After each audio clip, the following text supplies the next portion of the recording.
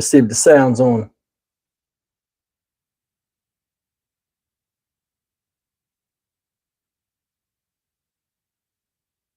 Where are we at?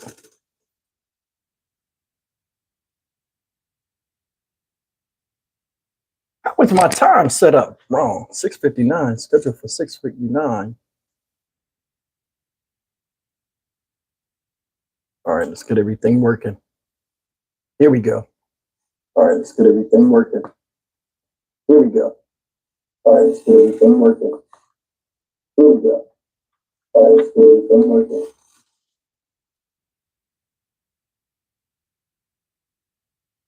What's up, y'all? How you doing? All right, I got to get myself on the TV. You know, we got to get all these spots. I don't know why I'm always late doing this. I'm supposed to have this set up already. All right, let's see. I got to find myself on TV. Okay, here I am. All right, let me see if my sound is up. You guys can hear me?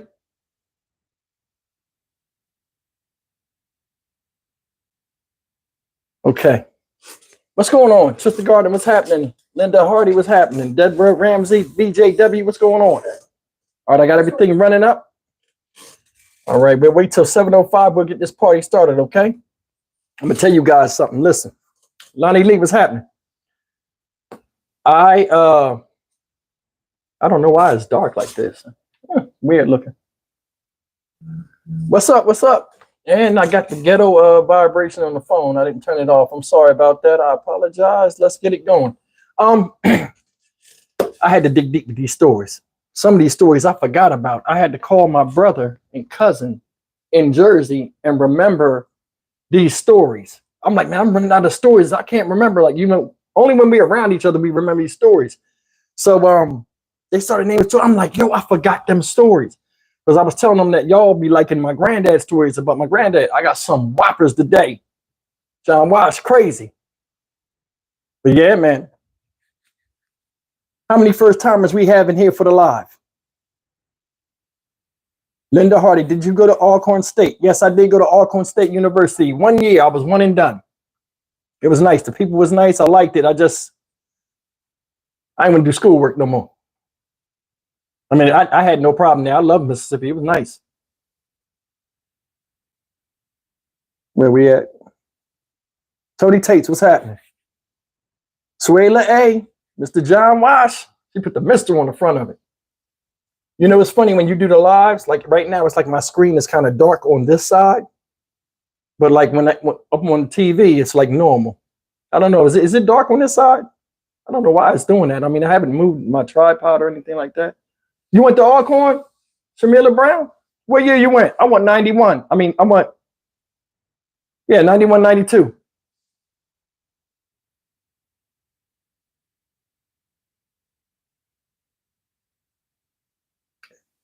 Oh, we got some first timers. Philly's finest. Oh, here we go. What you think them Eagles going to do? Philly finest 23? What's going on? Creative Girl Homestead. You got chickens, Creative Girl? Ernestine James, what's happening? Philly finest. You don't like the Eagles, man? I don't even know what time. It's 7:03. We got 2 more minutes. We're going to get started. I got 7 stories. I might have more. I don't know. Depends on how fast I get through them. Because a couple of these stories are going to take a while. Oh, you like the Raiders? Who like the Raiders? Raiders, all right. I heard in the 70s, the Raiders was the shit. You know what I'm saying?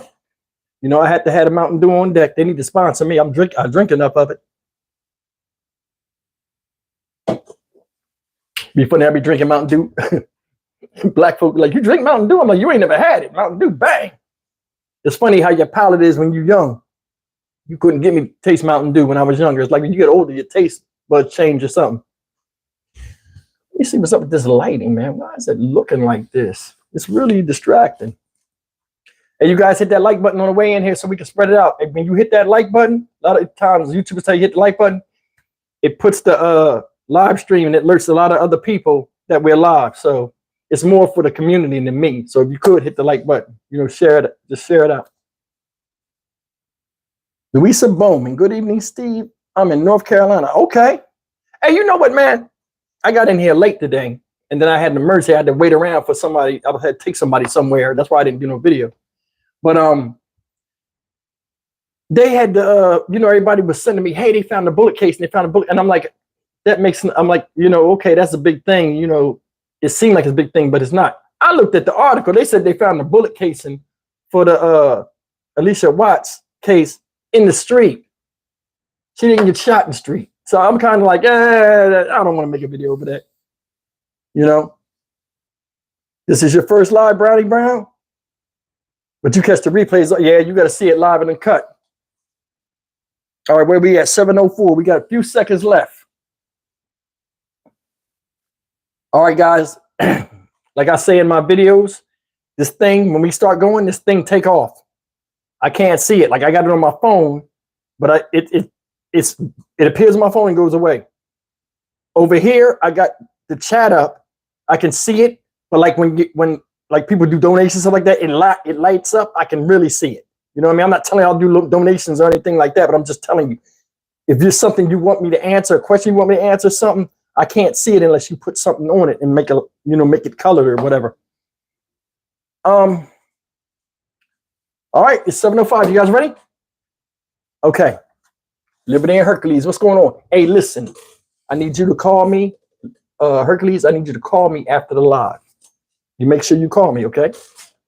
Because you didn't call me earlier. You're supposed to call me. You didn't call me, so just call me later on. All right. Uh-oh.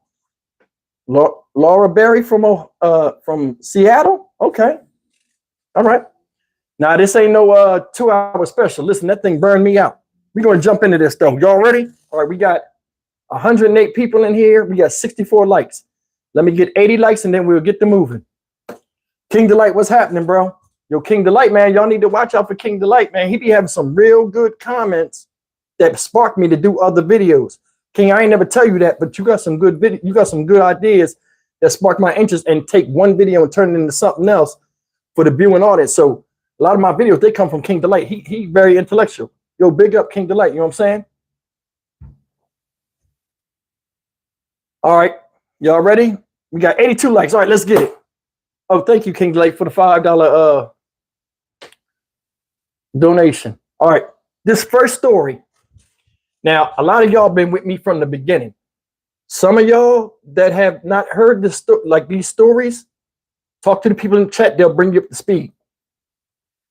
You guys remember the girl? Remember I said when I first moved down here, I moved with a white girl. She was from Cali. She was like almost hippie-ish, like with like Love Fest, and she had the dogs, and we argued over the baby bunny that died that I found in the wild, and she threw the funeral for it. Remember? This is another story from her.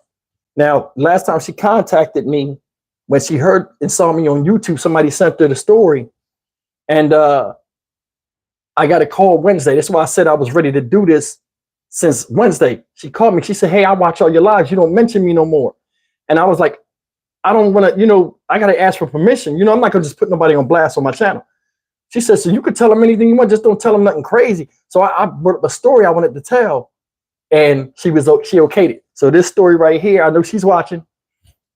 This story we're going to call The Sex Party. It sounds crazy, but I didn't know what else to call it. Now, a lot of you, BJW, thank you. A lot of you people, well, a lot of you ladies have those toys, right?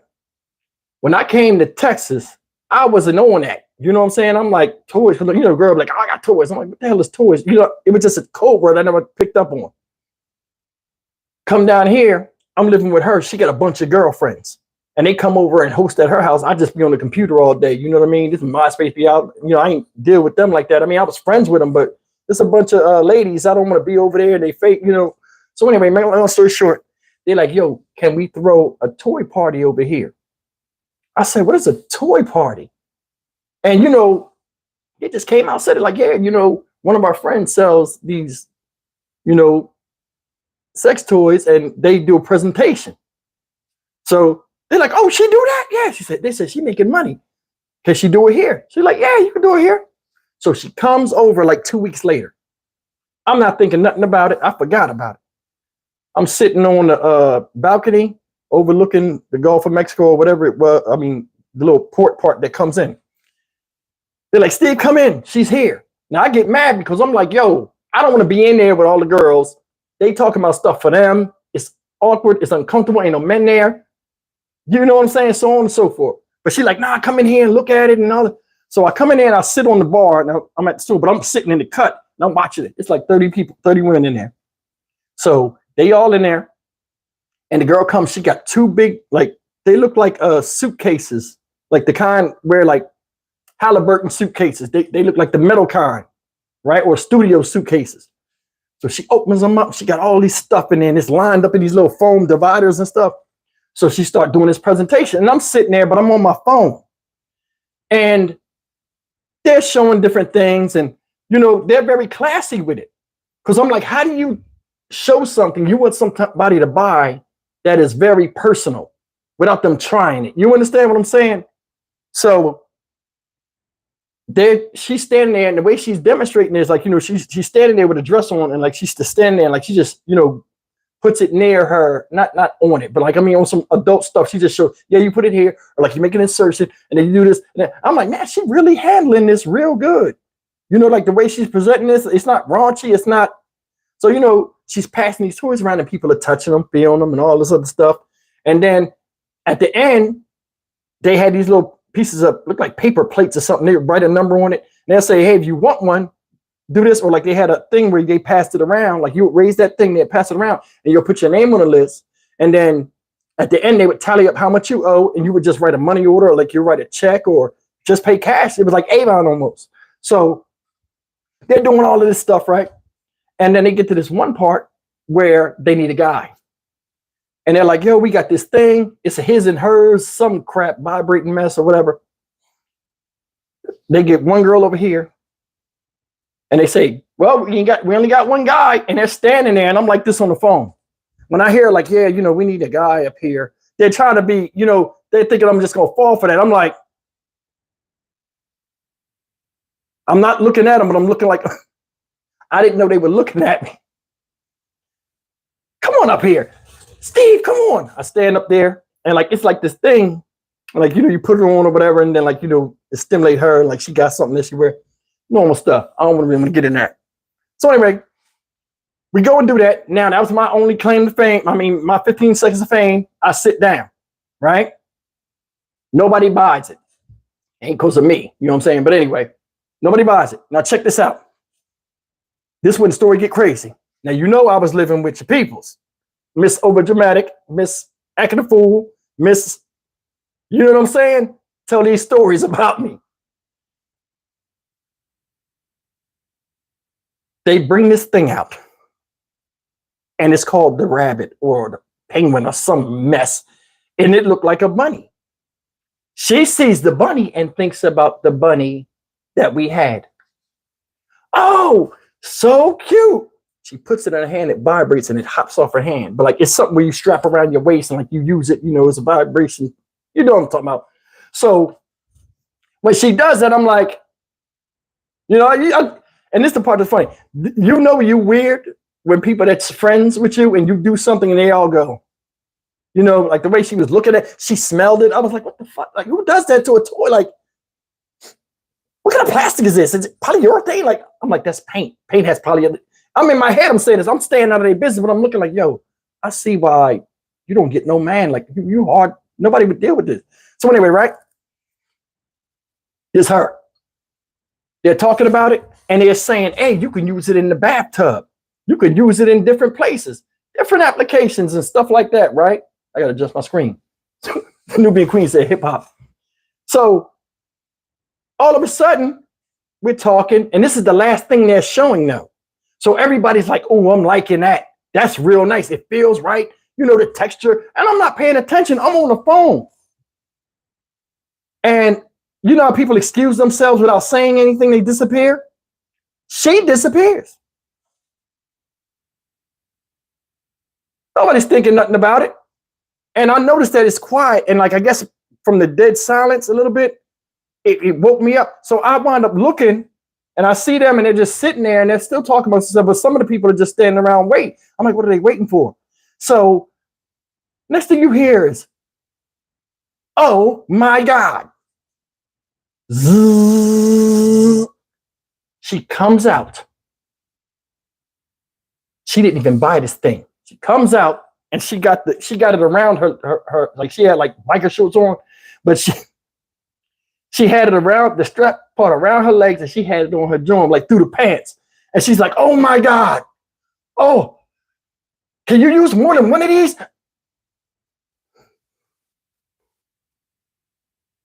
I can't believe she did that, y'all. I can't believe it. Yo, I cannot believe she did that. If you had seen, because it was all white people in there, I mean, white women, and me. If you had seen these white women's faces, it was a mixture of throwing up, like gagging, and shock, and red faces. They was like, and one girl said, right in her face, she was like,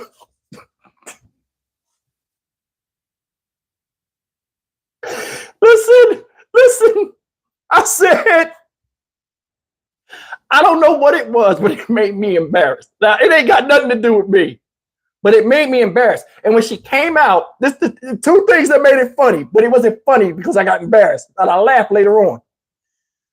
First thing was this, when she came out, she was like, oh my God. And she kept going like this. Oh, like grabbing her hands on it. She was like, and she kept turning like, oh.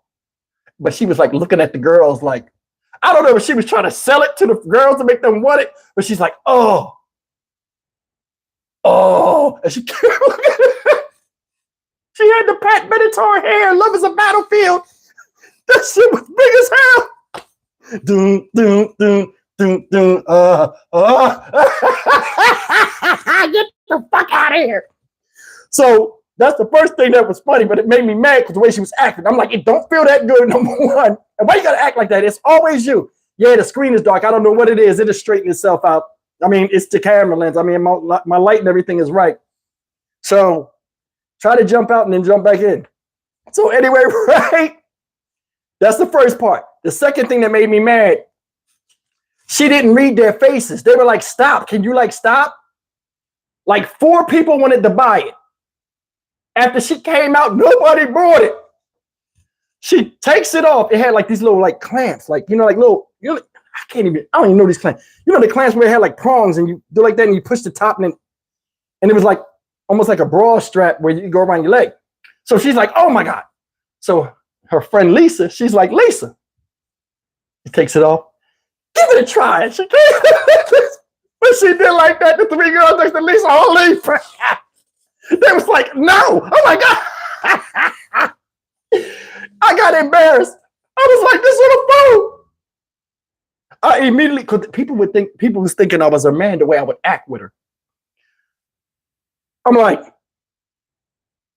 what the fuck? I just jumped. What the fuck is you doing? She stood like a soldier, like dropped it on the ground, like, what? I was so embarrassed, like, what the fuck is you doing? Who does that? Put it over there. The lady was like, you can keep it. I got another one in the truck for the next presentation. Just keep that one. Nobody wanted to touch it. I was like, yo, y'all got me sweating here. Look, I couldn't believe it. I never saw nobody do that before. I never seen that. You tried it on in front of people and they act like you was getting money off of it. Like, come on, man. Anyway, she wound up buying it, keeping it, right? Now I'm gonna tell you the funny part. She never used it. It was a bunch of melodramatic stuff. You know what I'm saying? Now she's watching because she called me about 5 minutes ago, said she's watching. She don't comment because she don't want nobody to know she's talking. But D, come on, man. You know better than that. Cause me and her laughed about it and stuff, but I was just trying to sell it. Like, come on, you don't sell it like that. You know what I'm saying? You don't sell that stuff like that at all. But listen, that's the first story, the sex party or whatever. I might change that. I'm gonna figure out. So this next story, I'm gonna take my hat off because I'm hot. Y'all gonna have to laugh at my partially thinning hair.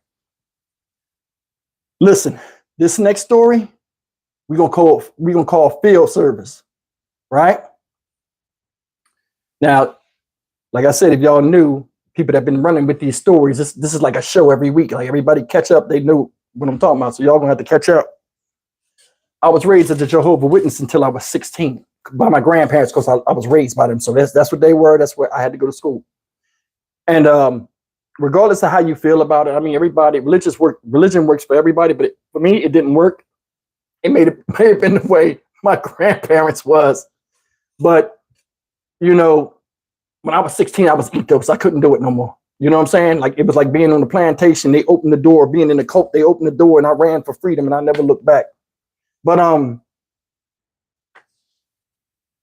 when you were a Jehovah Witness, right? Who said I'm bald? Abigail, girl. When you go to Jehovah Witness church, you know, like they have field service where they go out. You know how they knock on the door, people make jokes about it. I mean, some people believe in it, so I ain't gonna make jokes about it. But they would do that. I think in my whole life, I went and did field service probably 30 times, and at least 25 of them, I was a baby and don't remember. Now, as a teenager, if I got in trouble, my punishment would be field service. Because my grandfather knew I didn't like that, you know, and I was like 14, 13. I had the cool complex. I'm in middle school. I'm starting to learn a little bit about myself, you know, being cool, and I'm dressing stylish in school and stuff. So I got this kind of ego now. You know, my ego's coming up. I'm in puberty. I'm young, you know.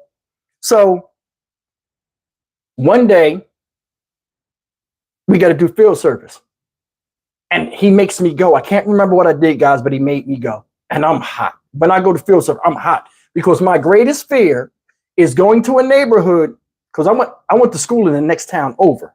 I didn't go to school in my town, because my town, Camden, New Jersey, it was hood. Them schools were wild. So they sent me to Pensacola. So I goes over there, you know. So I'm scared to go to any area over there. So we don't know where we're going until we get to church and they coordinate it. So they like, yo, we going to a certain part of this area over here in Pensacola. I know people over there. So this me. My granddad standing there. And that day it wasn't my grandma. My grandma usually saved me. You know, Johnny, don't let him get embarrassed. Just drop him off at the house. You know, because our church is like right out the corner. It's me and him. It's him. I'm like, Dad. I'm like, yo, I know people around here. My granddad was like this. He always give you that look. So I'm tugging on his sleeve. Right now, I'm 14, 13 years old. I'm like, yo, chill. I know these people around here. Saturday morning cartoons are still coming on, so I know the kids in the house. It's like 8 o'clock in the morning. He looked, them red ass eyes, he looked down. Then he looked at my hand tugging on him, and then his eyes rolled slow as hell. He looked back up at me. I already knew I'm about to get the business. My granddad will slap you in front of anybody. So I didn't want to get that in front of these people. So I'm like, okay, he understands. He gonna let me go home. So I'm like, I'll walk. I'll walk home, right? I guess I must have talked about it too much. Because when we was walking to the car, he said, Stevie.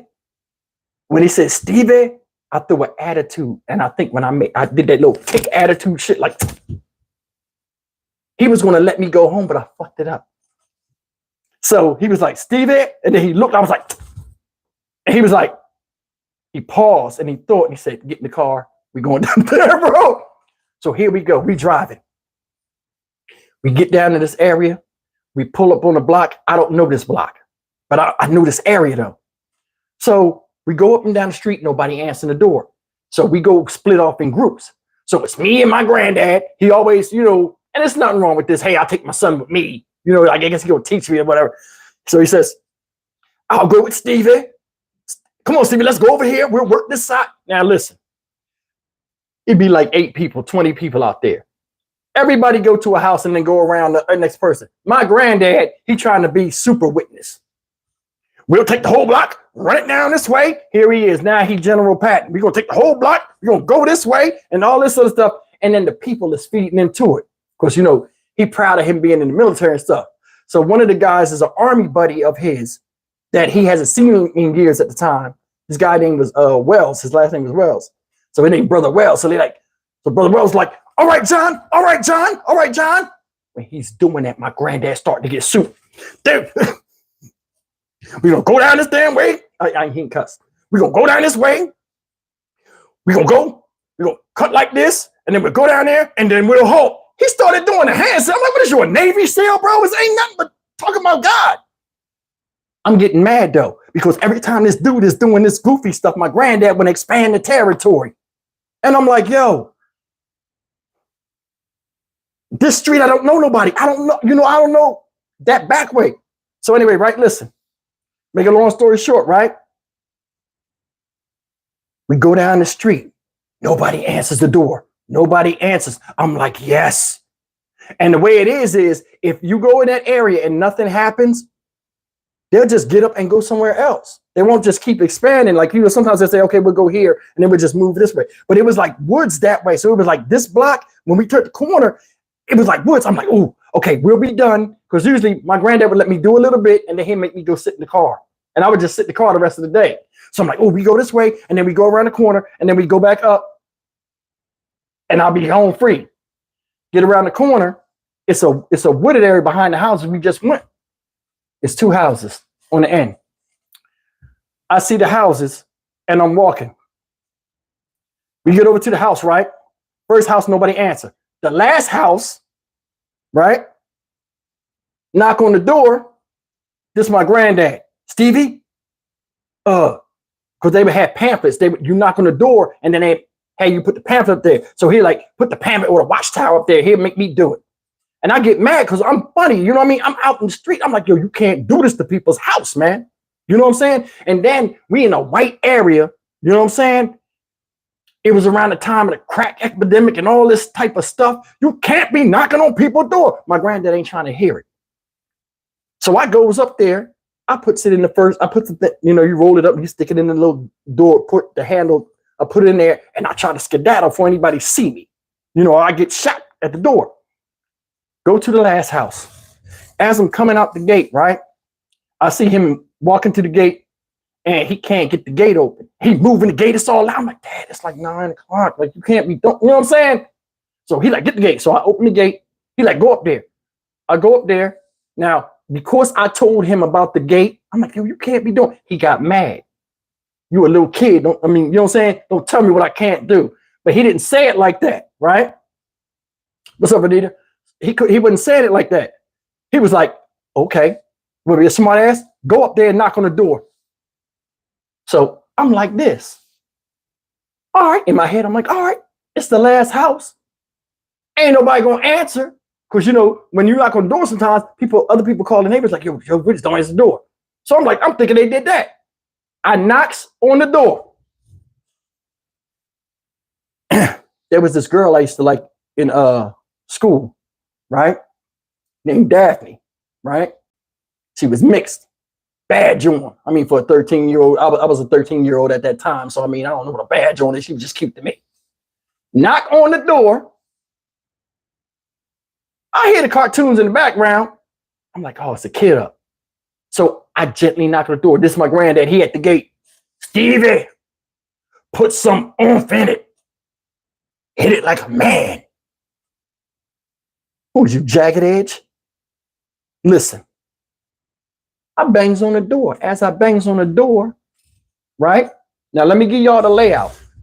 It's the door, the storm door, and then it's like some furniture. Like that rocking chair furniture, that wood rocking chair furniture. But it's right next to the door, just for decoration. So I knocks the second time, the door opens. When the door opens, it must have been a rug at the door. And I seen the person put their head down, and when I looked, it was Daphne, the girl I liked in school. And she was kind of digging me because, I had like a little cool vibe to be a middle schooler. Like, I was funny, you know what I mean? And, you know what I'm saying? I was feeling myself. It was only a matter of time before she came looking for the kid. You know what I'm saying? Here come John Wash blowing my shit. The door opens. I see her hair, and I see her trying to get the gate. And she's like, wait a minute. And like, I seen her face because she was looking up because somebody was talking to her in the back. I saw like the silhouette of the face, and I already knew what it was.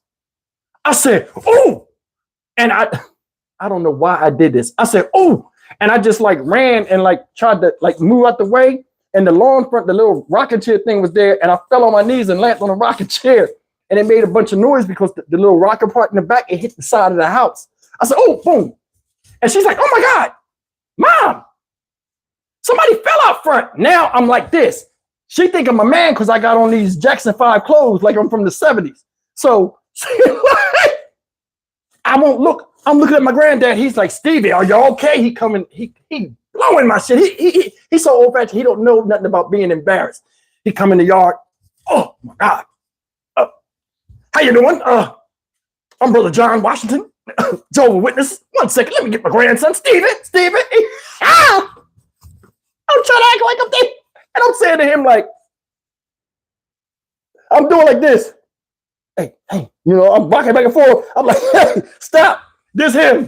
He don't even know what's going on. What do you got, a bug on you? Get it off. He got closer. It's nothing, Steve. Don't worry about it. I'll pick you up. He picks me up. And he picks, my granddad's strong. He picks me up like I'm nothing. You know what I'm saying? He picked me up like a dusty throw rug and just turned me right to her at the door. Okay, yeah. How old are you?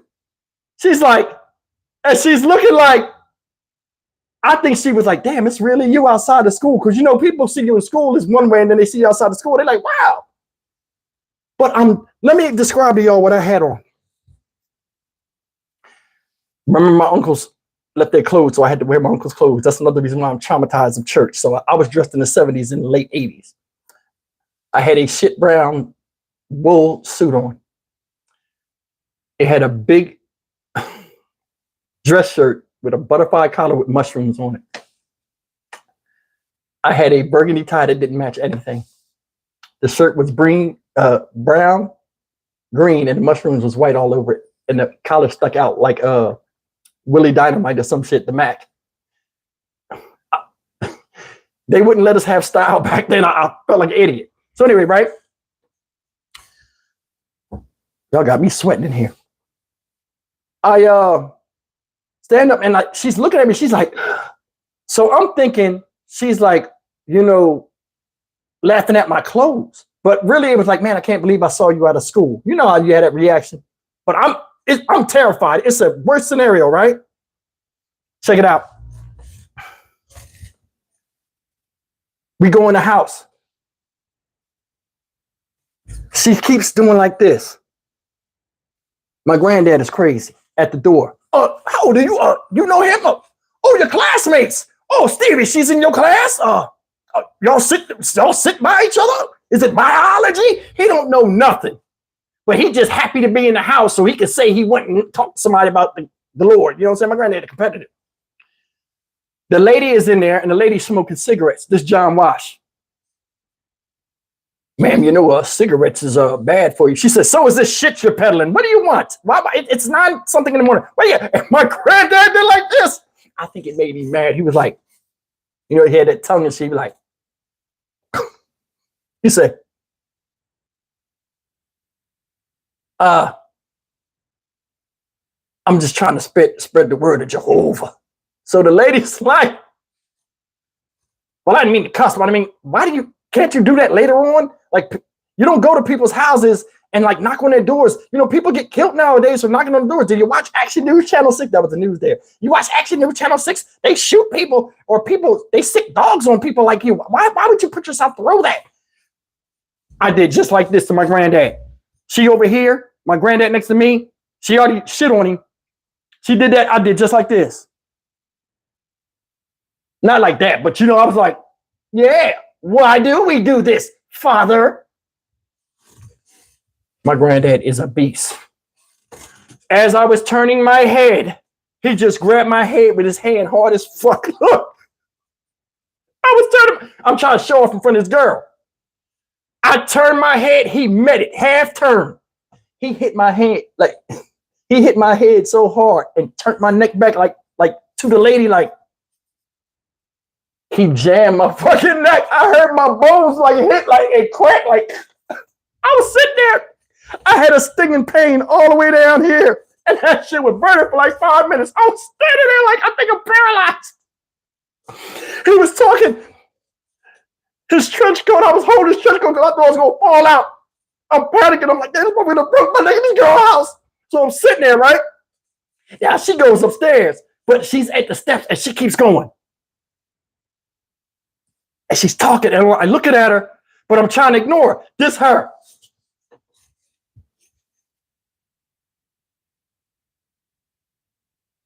Like, why you got that shit on? Like, why your clothes look like that?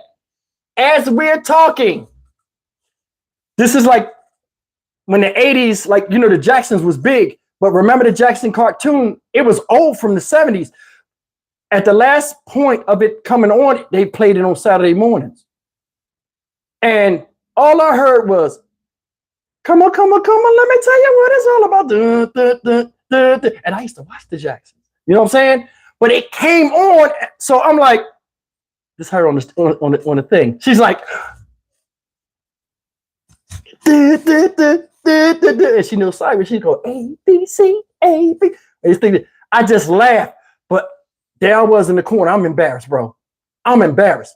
I like her. You know what I'm saying? I'm thinking, you know, so I'm trying to laugh with it, but my neck hurt. You know what I'm saying? So we get out of there. The lady talked to her for a sec. She said, I'm just trying to be nice. We're not interested.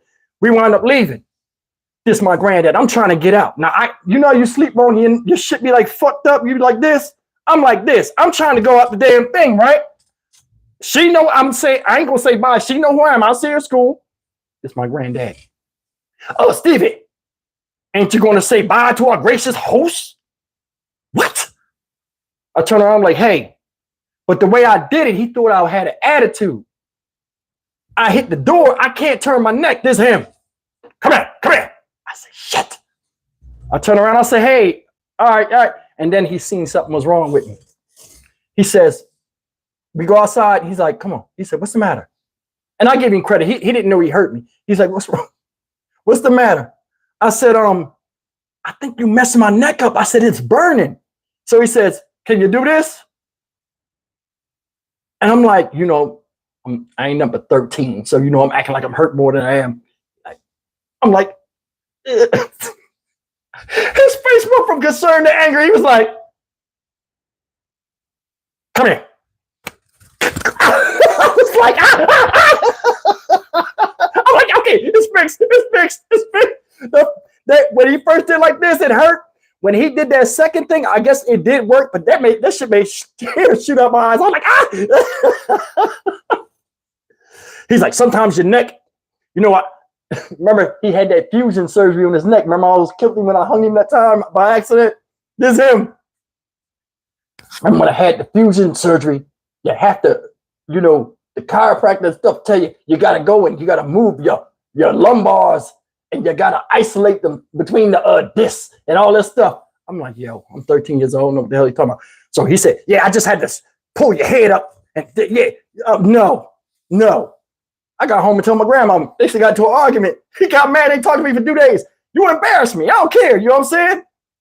But anyway, that was it. When I went to school, she never said nothing about it. So I escaped. You know what I'm saying? Stevie Boy escaped. So that's that second story field service. But man, I couldn't stand field service because I was scared I was going to run into somebody. That was like the most extreme case. I fell on the ground and act like I fainted. Where he would come up and talk at the door. He don't even know how to take one for the team. He going all over there falling for the fake out. Oh my God, Stevie, you're injured? Like, man, if you don't go knock on that goddamn door. But anyway, that's the second story field service. I got another Jehovah Witness story for you too. I'm going to say that one for last. Y'all going to scream John Marsh is an animal. This third story, right?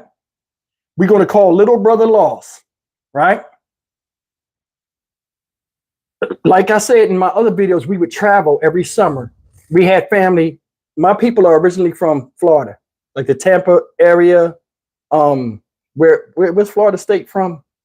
They're from Tampa. Some of them from Tampa, and some of them. Where's Florida State at? Tallahatchie. What is it? Tallahassee. So that's where my people are originally from. So I do have people that migrated from Florida to Georgia, right? And they in Cairo, Georgia. So I ain't been to Cairo, Georgia since I was like 13. Now check this out. This story right here is called Little Brother Lost. but it's about, remember the Atlanta child murders? If y'all are old enough, remember that guy, that black dude with them thick ass glasses and the afro? And he was running around doing, he was like a serial killer, but he was doing stuff with children, right? And they said he was like in the Atlanta area or whatever. I'm gonna tell y'all something real quick before I jump in this story. I don't know how it was where y'all was, but in New Jersey, people was terrified of that shit. They was like, yo, what if he come up here? We'll be playing outside, and we'll be like, the Atlanta child murders. Everybody be like, we all run and stuff. Or like somebody would act like they the guy and like get you. Like people was dying. We were some ignorant ass kids. We didn't know better. You know what I'm saying? But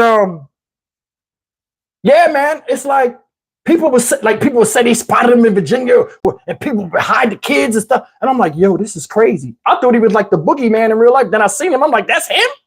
Think like Dr. J with thick ass glasses. You know what I'm saying? So check it out.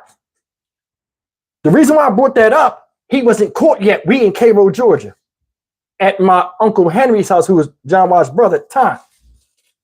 He the one that his sister wound up dying mysteriously, and John Wash is the one that threw his wife in the grave. Remember? I say he beat her with a shovel, threw her in the grave. That's his wife. So Henry. So check it out. All of a sudden, we're down there, and he's not caught. So everybody's talking about it. And this is the thing that's crazy. Other states will hear something really bad about a state, and then you will go to ground zero where that case is at, and the people just be regular. And you're like, ain't y'all scared? Like what? It's like they get over the horror quicker than the rest of the world. So my brother, crybaby, etc., he crying. He don't want to go to Georgia. Can we just go by the sign and take a picture? I don't want to go in there. We drive by the sign. We're not even in near Cairo. Like the sign is here. It's like hundreds of miles in there. I'm scared for nothing. Just stupid. So I'm like, yo, we got to calm him down at the rest stop. Ain't nobody going to, John Wash, ain't nobody going to get you. You know, granddad, or get him. Ain't nobody. Okay. He was young though, guys. I mean, it ain't like he was older. He was young. Under 10 years old. We get out there. And now we city kids. So we go out there, we see the country. They got peanut trucks with fresh peanuts. They got an ice cream truck with real ice cream in it. All this old fashioned shit, you know what I'm saying, that, black kids don't see, but when you see it on TV, we like, damn, I would try that. So it's like, it's so much to do. Dirt roads, they got frogs. We pick them up, throw them on each other. We step on, like we didn't know what the hell was going on. So anyway, it was like being in camping. Me, I'm older. So I already know when I go down there, the way I talk, the way I look, I don't look like I'm from down there. A lot of the Southern girls be freaky deaky. Something gonna happen with Stevie boy. You know what I'm saying? I was young though, but I mean, you know how it be. You know. But anyway, I go down there. I'm not hanging with my granddad. I don't know no dudes, but when you're older and you knew, people come to you like, oh, who you? Yo, you want to chill, want to hang? But I just go off with people. But I would stay close by the house because I don't know nobody. My brother is a goofball. He meets two girls. I don't know what the hell he was doing. And he just disappeared. And guys, when I say he disappeared, we got there like 10:30 in the morning. Now, my granddad in the house all day. My grandmom in the house all day. It's hot, but they telling us to stay by the house. We know the rules. I'm doing my thing over here. Bunny and John Wash, my grandmom and granddad, they know where I'm at. Hey, I'm here. Steve gonna be in one spot. My brother happy as hell. He like a stray puppy. He just going any and everywhere. He don't know where he at. He just going. So 4 o'clock come. This thunderstorm is rolling in. As the thunderstorm is rolling, I mean, it's a violent storm. You can see it. It's like getting black. And I'm like, okay, I go in the house. I'm sitting in the house, and they got these 2 big recliners. So I'm sitting in one of the recliners, and like, back in the day in the South, they didn't really have central air like that in a lot of them homes. So it was a bunch of fans blowing hot ass air. So I could sit near the fan and just sit there. You know what I'm saying? So I'm in there getting cool. My other brother, baby, my youngest brother, he was too young. So he was just had to stay around them all day. Me and him sitting in there. My brother gone.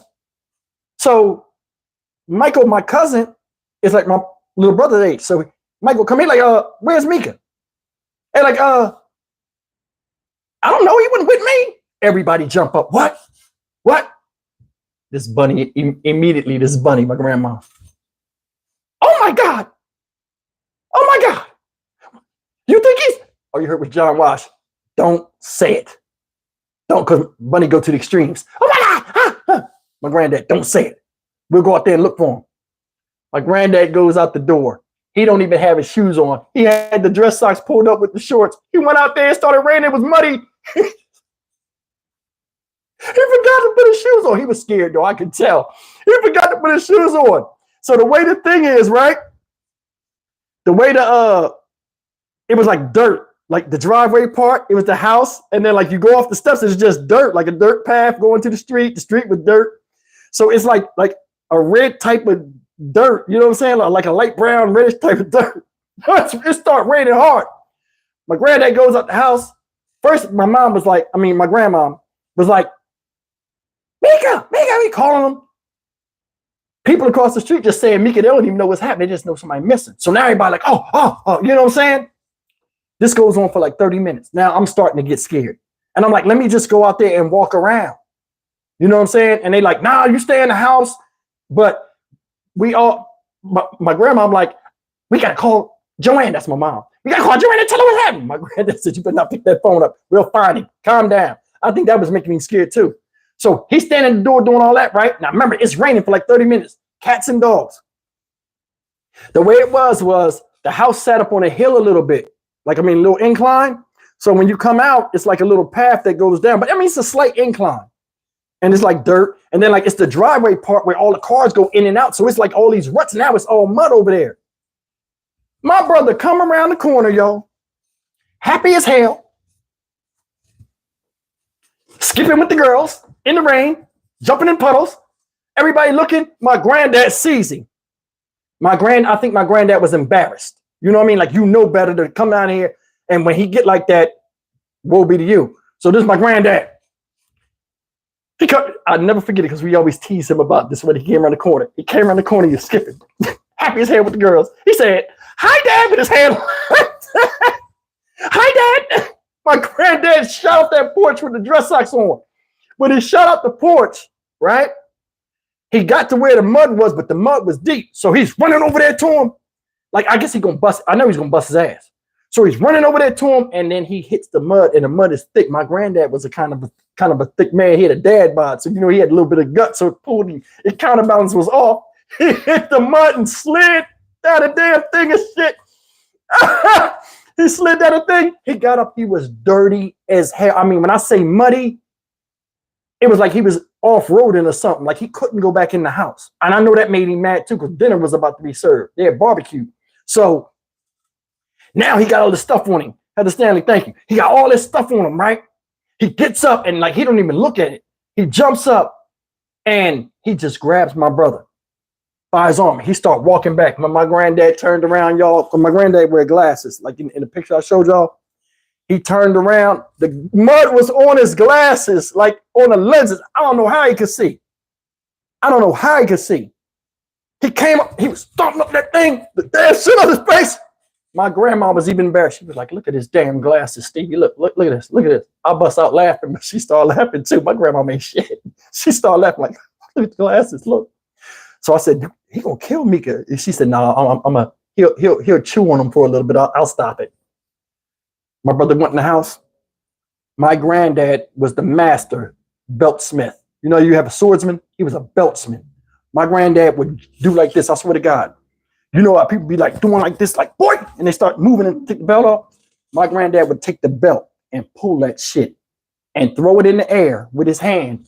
The buckle part, he'd hold it and he'd catch the other part. That shit would light up like fucking Excalibur. When that shit was coming down, you knew it was over. You're going to get a ghost up. He'd throw that shit, boom, the sunlight. It was like the sword of omens.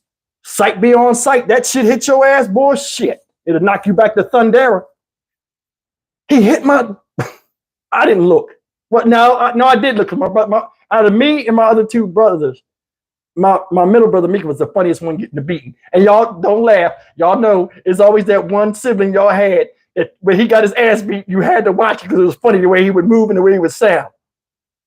My brother would get his ass beat and he would hump and make sounds like a bear and shit. My granddad hit him 4 times. Whack, whack, whack. Mother like, he got him. He started humping this shit. He was like,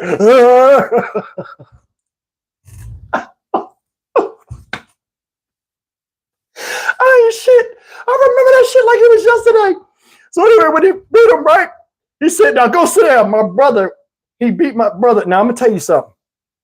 When he beat my brother, I know how it feels because he was already wet. And he got beat with that leather ass belt. And that belt is worn. My granddad had that belt since I was born. I ain't never seen him have another belt. You know, the leather started getting cracks in it and shit, them little cracks. He beat him. My brother, when he let my brother was humping. When he let my brother go, my brother was high stepping and trying to grab his legs. And he flew into the chair. When he flew into the chair, you know, you hit the back of it, the seat part come up. He hit the chair so hard, when he hit it, the part came up. And I felt bad about this, but this is funny when I say it. He hit this part of the chair and the chair came up and he was just rubbing his legs hard as hell. That shit hurt so bad, that motherfucker tears was shaking going down his fucking face. He was like, I didn't laugh when I'm like, damn, I know that hurt. But I just wanted to see him humping shit. The humping part be the funny part with me. He was humperdink, you know what I mean? So anyway, he got his ass beat. So now my granddad got all this mud on him. So now he won't come in the house. He goes on the side. Now my granddad real manly, but some of the stuff he do, he make it like he overdo it and like he don't have to do that. So next thing you know, he on the side of the house with the water hose, just wetting himself up. His glasses, everything. He ain't took his glasses off. He closing his eyes and doing the glasses. I said to him when he got older, I said, Dad, why you, when we was at the house, why did you watch? You know, I was a man now, you know, you respect me. I said, why you was doing that? He said, Stevie, I ain't lying. He said, man, you know, when your brother was missing, man, I was just around there reflecting. He said, I forgot the glasses was damn on and stuff. So I seen him scared a couple of times. I just didn't know he turned his scariness into aggression. You would never know he was scared. I never seen him like shaking and shit. But that's that story. He busted his ass. That was the end of it. And he turned out okay. Now this right here, this next story, y'all ready for the next story? And we 52 minutes into it. We're making good time. This next story, we're going to call Cat Daddy Thanksgiving. This happened about 6 years ago when I was married to my other wife that I got my daughter by. Friend of mine from my job throws this party. Thanksgiving. Well, it's Thanksgiving dinner. I don't know why I said party, but it's Thanksgiving. He live in the hood. So he like, yo, come through. Me and him real cool. He like, bring your wife. I know his wife. He like, yo, it's going to be mad workers there, you know, and they have their wife, so I'll bring my wife, right? When we go there, his family is him as a boy, and then it's a bunch of girls, like sisters. The sisters are younger. The sisters got all old dudes that were older than me, but act young, like cat daddies. But they was like country cat daddies with the gold teeth, the Kango hat. They dress young with the saggy pants, but they real old in the face, like from drinking and weed and all, you know, drug use.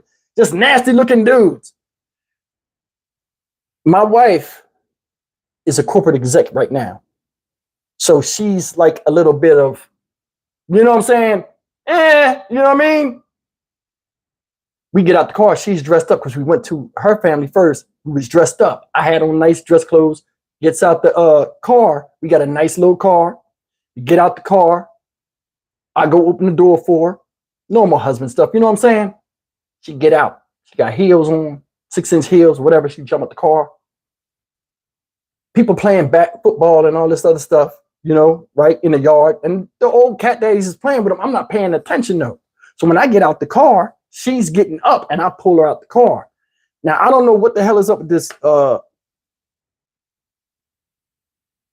light skin, red bone shit they got out here. I ain't never heard that term until I came out here. Yellow bone. I ain't never heard that term. I'm like, the fuck is a yellow bone?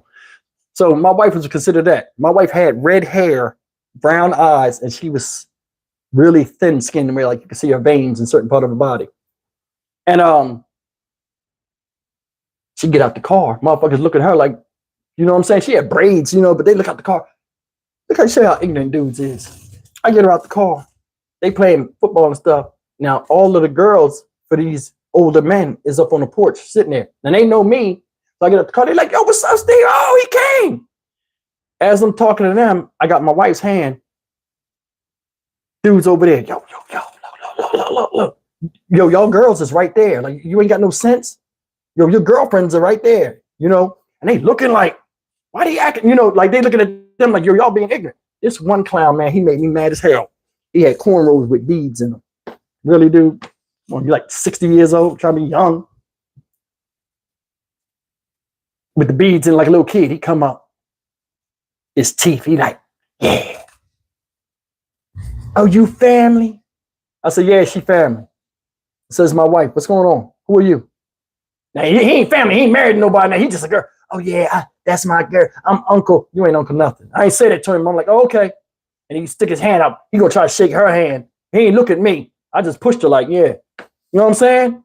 What's wrong with you? So we go inside. I'm gonna show you how this is how men get killed. This is how men get killed. Y'all hear me on this? We go in the house. She like, you saw that shit? I'm like, yeah, we laughing. He didn't even catch the hint that, you know, listen, guys know. Some guys don't. And that's the problem we got nowadays with guys getting mad at women that don't want to talk to them. They kill them. The guys don't get the hint. Every man think they like a Ferrari F50. You know what I'm saying? Like everybody think they look like a Ferrari. You better work within your limits, bro.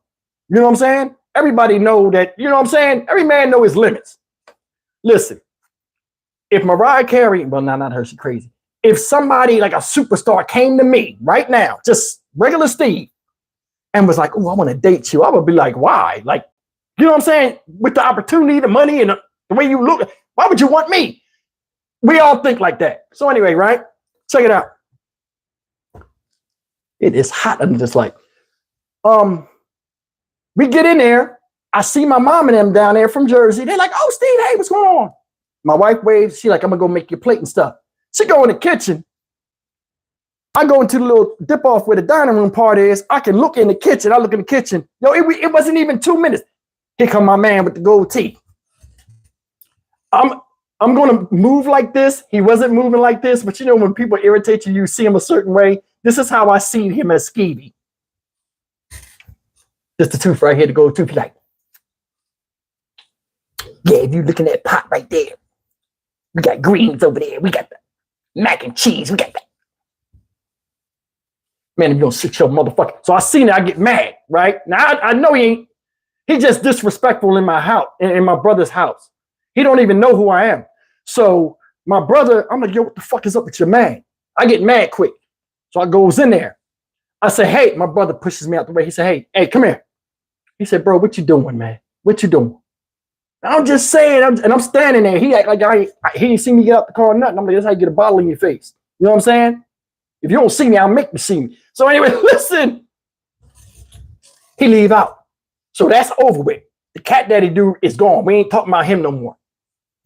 While we're in there, we sit at the table. She make the plates. We sit down. We start eating. As we're eating at the table, my mom hasn't seen me in years, and my stepdad's there. So they're like, man, you look good. You know, damn, business is doing good. I'm like, yeah, we're doing good. We talking, and they're like, man, she looks really good. Who does your makeup? You know, all this type of stuff, right? Normal banter between family. It's a lady sitting next to her, and nobody knows who this lady is. I don't know if she was a neighbor or what, but this lady, she was an older lady, but she was the weirdest black lady I've ever seen in my life. I don't know if she read too many books or she was trying to act intellectual or whatever, but my mom was talking to her before we came out. She said, this is my son. He owns a business out here, and his business is doing good. This is what he does. He's such and such, this and that, right? The lady's like, oh, really? I looked at how she was acting. She was eating a chicken leg with a knife and fork. I swear to God, I never saw that ever. She was eating the chicken leg, moving it around and positioning it and eating it with a knife and fork. I don't know if people do that, but that was alien to me. I seen that one time in prison, and the guy did that. They teased him so bad, and then they smacked him in his face. Well, punched him in his face. You know what I mean? People are cruel. I'm like, damn. And I had a flashback. I'm like, damn, the last person I seen that got fucked up. Why would you do that? Like, she was there and seen it. You know what I'm saying? But I'm looking at it. I got a jail flashback. I'm like, you're about to get knocked the fuck out. Don't nobody do that. Black people don't eat like that. You better put that shit in your hand. Get greasy with it. You know what I'm saying? I think she was just trying to be like intellectual or something, or like good manners. I'm like, who the hell do? You know what I'm saying? So anyway, check it out. She's talking and she starts getting on my nerves. Every time I start talking, she keeps jumping in it. Yeah, such and such did. Ditto. I'm like, damn. And I get to talking, and here she come jumping in, and she start finishing the words. I'm like, yo, what are you, like a battle rapper, like side dude? You know what I'm saying? You know, in battle rapper, they be rapping, and the guy finished the lines over here. Like, damn, let my man say the line. She was like that. So I'm listening to her, I'm getting mad. So my wife is doing like, because I do like snarky comments that people, I be getting like slick disses off, and people don't be knowing it. So she like, my mom said, hey, why you didn't cook Thanksgiving dinner? She said, because Steve didn't cook. Now, a lot of y'all don't know I can cook like an old grandma. That's one of my things. I cook all the time. That's my thing. I can cook anything soul food, anything on Food Network, because I used to watch Food Network religiously for like years. So, I mean, I know how to do all of that stuff. So anyway, listen. She said, Steve do the cooking. My mom, oh, that's right. That's right. He does cook. This is her. Excuse me. She didn't sound like this. This is how she sounded. You know, I always put this on, you know, I always voice to people that irritate me. I don't mean it but you've been doing it the past fucking 45 minutes. Did you say you're the one that cooks? Really? Do tell. When she said that do tell shit, I almost bit my own tongue off. I was like, ah. She was like, do you have any good recipes you can share? She opened the door, y'all. My wife starts pinching me. I smack her hand. She asked for it. I said, yeah. This when Iron Chef was out. I was like, yeah, I usually deal with a lot of Euro-Asian cuisine. Thai cooking is like, oh my God, I like Thai. What dishes do you make? I said, you ever heard of Pad See Ew? She like, yeah. I set her up. I said, you ever heard of Cream of Some Young Guy? She was like, no. Care to share it? I did like this. I bit my tongue. I was like, and I looked at my wife. She was like, Steve, please don't do that. And I just made up a fake recipe. I was going to get her. How did she fall for that? That's the oldest joke back in the day. Like, yo, you know what I'm saying? Cream of Some Young Guy. She thought it was real. I was like, I figured eating a chicken leg with a goddamn knife and fork is over. Listen, I love y'all to death. Y'all my family. But if I swear to God, if I went to a meet and greet and we brought food and y'all ate with a knife and fork, I'm going the fuck off. I'm sorry. I might lose a subscriber. Who the hell taught you that shit? You know what I'm saying? But anyway, after all of that, my mom is dying when I'm saying this. And my mom's real yellow. So she's laughing. She's laughing. She's like, you ain't changed a bit. The lady never caught the joke the rest of the time there. Never caught the rest of the joke. So anyway, we're winding up leaving, right? As we're leaving out, we hear all this arguing outside. I guess from drinking all the beer, the cat daddies out there is getting liquored up. Next thing I know, they start to fighting. Oh, hell no. You hear the girls. So I'm nosy. I jump up. I go out there. As I get to the door, this is all I hear. You know how like something heavy flying some bushes, like, and I'm like, what the hell? Guess who was in the bushes, y'all? The cat daddy dude with the gold teeth. Yo, all I saw was his socks and his Air Force One sticking out the bushes. Guess who threw him in there? His girl. She threw him in there, y'all. She threw him in there. She threw him in the thing. Now, at this barbecue, I forgot to add to you. When we went to this barbecue, my friend was hosting the barbecue. My brother, when he gave us the directions, because I just missed the whole part because I wanted to tell you about the cat daddy dude. His house happened to be right next to my brother's. So all of them over there came over because they knew neighbors and they all brought their food. So we had the same barbecue there. So, but yeah, man. His girl threw him in the bushes and he was all drunk and stuff. He had branches all in his cornrows. The bees was coming out. And I'm like, damn, see, that's what you get. Trying to be cool. You know what I mean? Stay in your lane. But that's that story. We wound up leaving out of here, man. Yo. So that's the fourth story, right? I got the whiteboard up here. This is the 5th story. We got 3 more to go. We're making good time too. This story right here, we're gonna call Cactus John, not Cactus Jack. We're gonna call this one Cactus John. I had to cut my eyes and look. We go to Arizona, right? And we're traveling on Route 66 or whatever it is that runs into New Mexico, whatever. We're going to Cali and we're doing this road trip. I hate it because it's nothing but desert. We don't see anything. He's going so fast. All you see is big things in it. It was hot. And you see them big canyon things, little square mountains in the back. We just driving.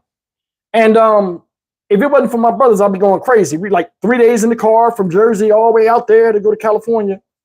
So we flying, right? So all of a sudden, when we going out there, they got the cactus on the side of the thing. You know, there's some what do they call some?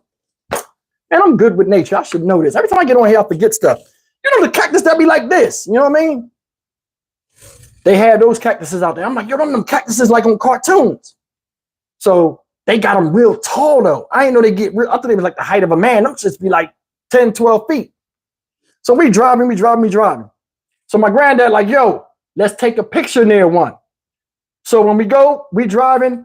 And every time we go to stop, because, I mean, it ain't really nowhere to go. When we go to stop, my grandma, I'm like, nah, stop where it's a restaurant. And, you know, when he get mad, they get to argue for a while. We just drive because they can't decide. We just drive. My granddad just says, F it. He pulls over, right? When he pulls over, it's more vegetation. So when you walk off the highway, immediately off the highway, it's like fine sand, like the beach. Yo. Go over there. Now, see my granddad, man, he don't know nothing about danger. He can't beat the world. You know, they like, it was rattlesnakes. You know, I watched the nature shows, the sidewinder rattlesnake and the horned lizard that shoot the blood out there. I don't want to meet none of that. He go out there, and every time I watch nature, I know where they be. It's hot. They be up under leaves and stuff. Next to this big giant cactus, right, is all these little cactuses next to it, and it's like a patch of cactus like in the middle of nowhere. And I'm like, yo, that's the only shade here for like 500 miles. Every venomous animal known to kill man is under there. I'm not going near it. This is my granddad. Go over there. Kids, go near the so what was it? What's it called? The saguaro cactus? I think it's called the saguaro. Go over there near the saguaro and stand. I'll take a quick pic and we'll be out of here. This is when they had the Polaroid where you push the button and the thing come out, the picture come out. So we get over there and it's boiling hot. Like, I don't know if any of y'all in Houston right now, today is 105. It was like that, but it was dry heat. So we out there, 30 seconds turns into like 20 minutes. People are beeping because like we're on the side of the road. They're like, trucks are going around like, hey, assholes, that's like wild area. Like they got tourist places up here. My granddad taking all these pictures. He run through one car. Here's another one. The sunlight. I'm going to move over here.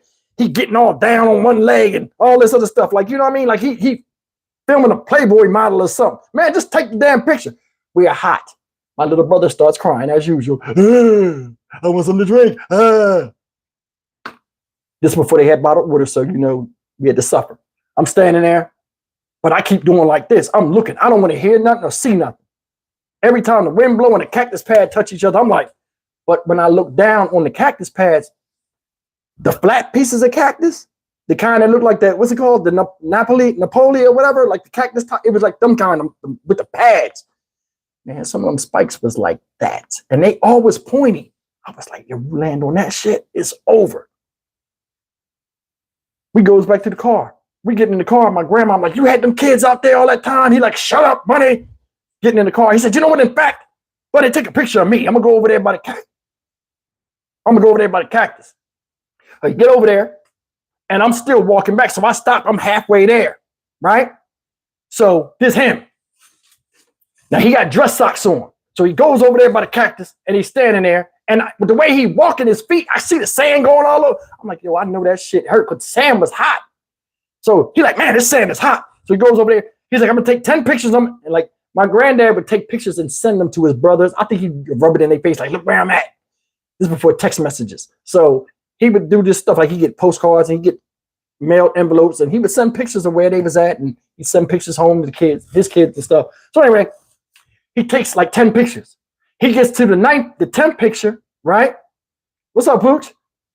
He gets to the 10th picture. What you say, Pooch? That's about like when you couldn't tell him nothing about when I couldn't tell him nothing about the bees, when he messed with the beehive. So he goes over here. Good observation, Pooch. When he goes over here, the cactus is high. Now the cactus is casting a shadow, and the shadow of the cactus, he's trying to stand like in the shadow, because now his dumb ass over there, I shouldn't say dumb ass, but his ass over there, and it's hot now. He see how hot it was, and you had us burning up. Now he trying to like hide behind the shade. Oh, wait a minute. Let me get in the right spot. He's standing there, and you remember, he walked. It was probably about 10 yards, 15 yards.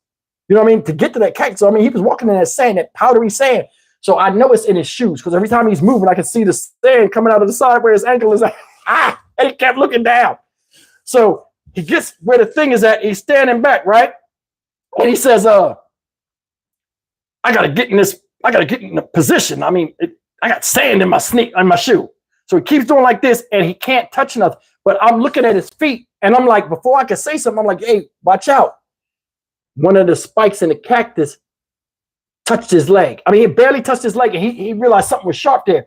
When he did that, for some reason, I don't know why, it touched him, and he stuck his hand out, and it went right on the saguaro cactus. Boom! And his hand was stuck on it. He was like, oh my God. And he pulls his hand off. When he pulls his hand off, right? Because he weighed so much, he was like, he weighed as much as a man. When he pulled his hand off and he went to move his back foot with the sand in the shoe, it must have got caught. Like the heel of his dress shoe must have got caught, and he had to take a big step back. When he took that big step back, he stepped right in that cactus patch. And the cactus was probably about like this deep. So when he stepped in the cactus, he just stopped like, and he looked at his hand, and we started running over there. He said, wait, Stevie, come here. Always me. I come over there. He like, grab my hand. And he's like, just grab my hand and pull me. And when you pull me, move out the way, I'm going to fall on the ground. I'm like, what is that about? When he pulled his foot out, y'all, it had to be at least 30 needles in his foot. They was all on the side of his leg, like this is ankle. They were all up here, and there was a lot of them just stuck around like a porcupine. I said, I know that got to hurt. My granddad got thick, ham-hot looking ankles. I said, I know that shit got to hurt. He pulled his foot out. He laid on the ground. That heat didn't matter or nothing. Look how much of a beast he is. He said, go in the back where the jack is at. He said, I got a pair of pliers back there. Go get them. My grandmom is going off. Johnny, you're going to get poisoned. For some reason with my grandma, Duke Morris Cag, what's up? Everything with my grandma would kill you. Cats go for your eyes. The squirrels eat your eyes out. Butterflies will bite you, you die. You get typhus. Like this crazy stuff, all kind of weird. Anything kills you. Now the cactus poisonous. The shit that went over there. He's just staring at her like, okay. He on that hot ground. He start pulling the stuff off his hand, right? And he's bleeding. He's pulling all these needles off. When he got to his leg, he had fine needles in his skin. And like some of them, like when they hit, they was like sideways, like splinters under his skin. And he had to like sit there and like, oh, it was bad. We was out there for like 2 hours in that heat. My granddad was sweating so bad, his whole shirt was soaked. Do you know he got up, bloody leg and all. He got up, took his dress shirt off, wrapped it around his leg. I walked him back. He was bleeding all on me. He looked like a rescued survivor. Like when they find a survivor out in the desert and they be rescued and the helicopter be blowing and they be like this and shit. He was like that. When he got to the Cadillac, Bunny, you gotta let that mouth. Your drive is it's a 76 rest stop up the road. So she's driving. He's in the car. He got his hand up like this. The blood is all on his hand. His foot is bloody. He laid up in the car. This is when they used to have the thermos coolers with the you screw the top on it, had a little spout on it. He had water in there. He was drinking the shit out that water. We get down the road, right? When we get in there, the guy look at his foot. He didn't take one of the things out. His ankle starts swelling up. They said, sir, you got to go to the hospital. You got some type of infection because they was trying to get the thing out. Now, I don't know what war does to you, like trench combat and all that type of stuff the older veterans, and shout out to the veterans, went through. But my granddad is on some stuff like, if this finger's messed up, just tear it off, tape it up. I got to go back to battle. He's like that. And I'm like, he don't be fronting in front of us to show he's tough. That's how he really is. And I said, why you get like that? He said, of course, in war, you know, you see so much, it becomes like a movie. And I said, man, maybe he's right. So the guy is like, he's like, yo, go get a knife. The guy was like, yo, we use those to cook, but we can't go. He said, just give me the knife. I'll cut my leg right here and I'll pull the shit out. So anyway, they call the ambulance and they come get us. And he's so prideful, he don't want to ride in the ambulance. And we just follow the ambulance back. They charged us and everything. I was young. I don't know what they charged us. But anyway, he wound up getting some type of, they took all of the stuff out. He had like this cream he had to put on his leg. And it almost messed the trip up. I wanted to go back. But I mean, I still wanted to go to Disney World in California too. So I was kind of stingy. But yeah, he survived that. But I mean, always wanting to be a tourist and shit just happens. You know what I'm saying? Always getting killed, about to get killed. All right, this is story number 6. Y'all ready? And it's only an hour and 16. I've been talking about those. It was 2 hours. All right, this one right here, funny. This is one of the very few times I physically got my ass beat with a belt in front of people. We're going to call this one slave food. You know, you call it soul food. We're going to call this shit slave food. I'm going to show you how ignorant I was as a child and how ungrateful I was. I forgot what part of Virginia it was where they had tobacco fields. And my grandfather, remember I said he had a lot of army buddies, and he befriended these people. And when their husbands died, he would still come and see the kids, and he would still come see the wives. Because I mean, he knew these people. Our family, my grandmother, they knew him and all that stuff, right? So we would come out there, and they had all these chickens, all these gooses, all of these. They always had puppies out there. It was like a farm. Far as you could see, it was like tobacco, like, and then they had a thing where they would drink. They had tobacco drying out, and tobacco to me looked like big pieces of collard greens, like big feathers. So they had tobacco one year. They was growing tobacco, and then the lady rented part of her field off, and they was doing collard greens. And so it was like brown on this side and then green over here. So something happened where one small patch of land couldn't get done, and they had wanted to go out there and chop it. They had people going out there chopping it, right? This is my granddad. Here we go with the G.I. Joe. Oh, what? This is summertime, like right before we went back to school. He like, y'all need help? What you need? Always me. Stevie, come on. I'm not trying to go out there and do that. So anyway, right? Go out there. And remember, my granddad, prideful. He don't play that, you know what I'm saying? Racism. You know, he one of them old black folk. Go out there, and he cutting the stuff, and he got me holding it. Some of the stuff got these green caterpillars eating off. You know what I'm saying? He just throwing them to the side, just grabbing them, chopping. Oh, that's a tobacco worm. Just throw it to the side. I'm not grabbing that shit, bro. You know what I'm saying? I'm like in 6th grade. You know what I mean? I'm still a little kid. I'm not grabbing it. So he's grabbing it. He's throwing this, and I'm carrying it. And he's like, I'm like, Dad, I can't carry all this. It's up over my face. One more. And I'm like, why are you doing this? Like, what are you trying to prove? Like, you can do this? Because they had workers out there, and the workers would hit the thing and like chop 3 at a time. Here my granddad go again. He looking at them. He trying to do what they do. He almost chopped his leg one time. He looking. He got his tongue out. Like, yo, why you gotta come out here? We city people. Let them do that. They getting paid. We not. He's sweating. Here's him. He got the machete in his hand. Here, let's switch. Take those over there, Stevie, and put them down on the ground. I carry them. You do it. He holds the knife out like this. And it was a machete, but it didn't look like a, you know how machetes be like long, and it had like a top where it was chopped off. It was like a fan blade. So he like, here. And I just stared at him. No one here bust my ass. But I stared at him. Like, are you serious, bro? And like after 3 seconds of staring at me, I guess he got mad. He grabbed my hand and he put it on the blade hard as hell. And then he let his hand go and then turned me and pushed me out there. I hate it. I hate it when he controlled me like that.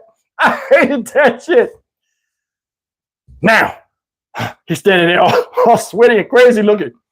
You go out there, you go down to the stalk. You grab from the top, and then you swing. So it's grab, stalk, swing. He kept doing it like he was looking stupid as hell doing that shit. So I kept saying, how I do it again? Just to make him do it because I was just getting mad at him the more he was doing it. He was like, swing. He kept saying that shit. So anyway, I get out there. I start chopping it. I'm like, damn, this is kind of fun. I start chopping that shit. All of this stuff is coming up, right? Now, remember, the stuff is planted in a row, and they got these ruts where you can't see because the leaves are so big, you can't see the ground. So I'm just chopping, and like I'm going down the road. He like, yeah, Steven, yeah, use that young muscle. He feeding me the bull, and I'm falling for it. I'm like, oh, he giving me credit. He giving me validation. I'm like a little man. He never do that. I start grabbing this top, seeing the stalk, and swinging. I start doing it. I start going crazy. He like, yeah, Stevie, yeah. He hyping me up because I just want the validation from him to recognize me as somebody. You know what I'm saying? I get to this one part, and I chopped, and I picked it up, and I threw it. As I turned around, I stepped. I looked down at my foot. It was a thick ass snake. I don't know what it was. It was a black snake. It was thick as hell. It was just coiled up, like looking like. And when I leaned in like that, he flicked his tongue, man. I lost it. I jumped. Ah! I run past him. What are you doing? It ain't nothing but a snake. I run all the way to the back. I'm like, nah, Dad, please don't make me go. I'm scared. You know, my granddad is one of them people where you don't tell him you're scared. And I'll show of hands how many people had a granddad like that. If you show him you're scared, he will make you overcome your fear. He either grabs something and put it in your hand and make you hold it, and you better not let it go until you stop crying, or he would just be like, yo, come over there and look at it. It ain't gonna do nothing. It's him. Come here. I said, shit. Go over there.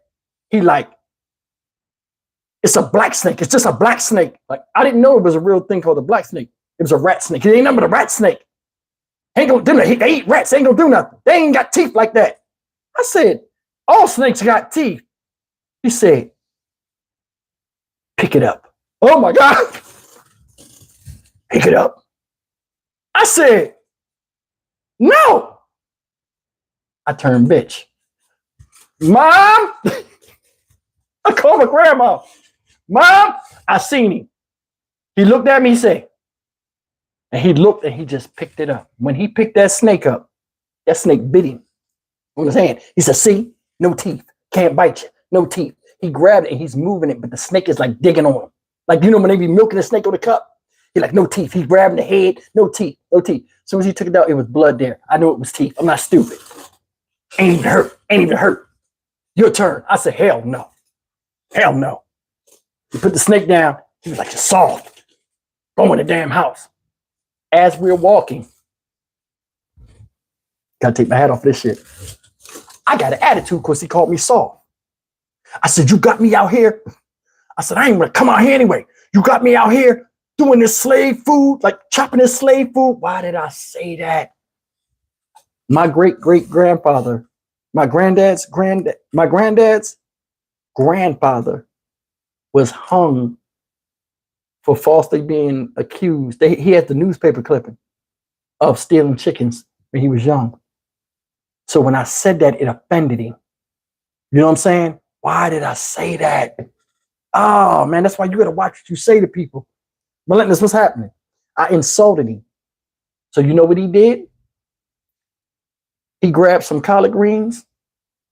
And this was early when we first got there. He grabbed some collard greens, right? And he went in the house and he made me wash them off. He chopped them up and he put them on the stove. It was like almost a quarter of a pot of collard greens. So the collard greens are cooking. I'm not worrying about nothing. We all go outside, play and everything else. They got all this fried chicken and all this stuff that smell good. When we go in there, you know what my granddad did when it's time to eat? He gave me that whole bowl of collard greens. And he said, you're going to eat all that. It was no seasoning meat in it, nothing. It was just collard greens, a little bit of salt, and a little bit of vinegar to take the bite out of it. And he made me eat that shit. I didn't eat it all, but I ate it to where I was almost about to gag, and everybody else ate good. And you know what I'm saying? That was a lesson for me.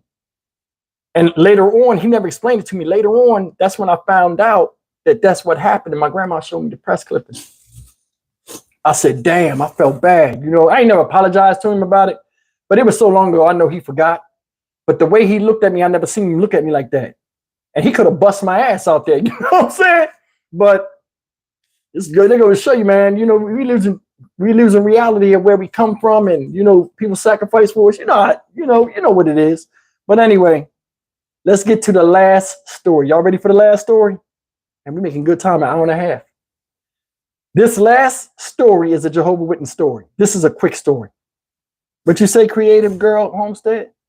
Tobacco worms. I gotta look over here. Farm life is an adventure. Those tobacco worms are nasty looking. One of my city cousins thought the tobacco leaves were huge. Collard greens. Yeah, that's what they look like, collard greens. They're just green. So anyway, right? Check it out. Damn, Sinaloa tacos. Damn, that shit got me hungry.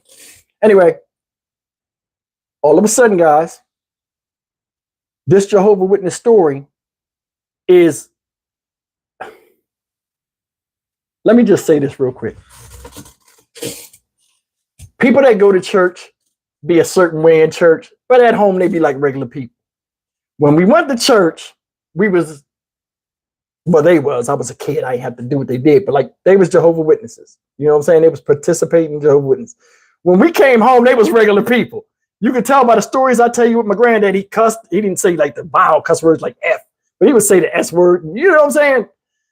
They was regular people. My grandmom had a lottery addiction. That's another thing. She had a lottery addiction and she smoked cigarettes. Salem 100, she would smoke cigarettes. Now, she would hide from my granddad smoking them, but he knew she smoked because you don't smoke and people smoke, you can smell it. So she would always smoke at night downstairs. She would wait all day until you go to bed, then she would be on the phone and just be smoking cigarettes back to back to back. I guess because she had the addiction. But anyway, she had this lottery thing where she played the lottery every day. She had dream books. Y'all remember the dream books? It had the numbers in there. If you dreamt about feathers or something, it would say play 775 or something. It was always, I'm like, that's the biggest scam. But anyway, she had dream books and all this. And she would play numbers. She would always play the same numbers, right? And she would hit sometimes, but most of the time she would lose. It's like a casino. Most of the time you lose. Guys, one day, my granddad would come home and give her the whole check, right? And I think that's where I get that from. Yeah, I don't do it like I used to, but I still give majority of my money to the house. And hey, look, you handle the house. It's just the old school in me. My granddad, 96. So check it out. We get there.